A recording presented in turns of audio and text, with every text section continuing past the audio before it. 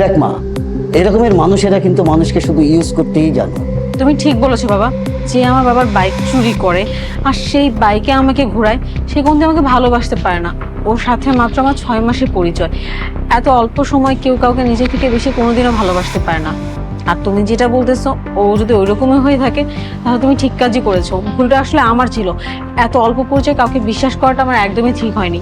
তুমি বিশ্বাস করো, আজকের পর থেকে আমি ওর সাথে কোনো কথাই বলবো না। আর তুমি ওকে যেই পানিশমেন্টটা দিতে চাও তুমি দিতে পারো।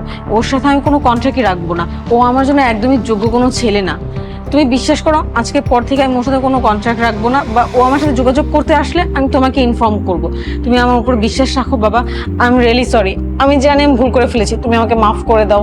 শোন মা, যদি রিলেশন করতেই হয় তাহলে কোনো সৎ মানুষের সাথে রিলেশন করবি, যে তোকে ভালোবাসবে।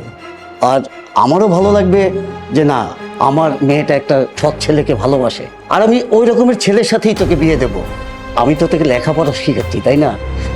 তোর তো উচিত হবে আমার মান সম্মানটা কিভাবে রক্ষা হয় সেদিকে খেয়াল রাখা।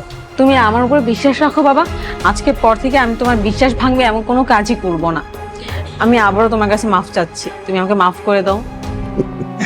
লক্ষ্মী মা আমার, তোর কথাতে আমি খুব খুশি হয়েছি।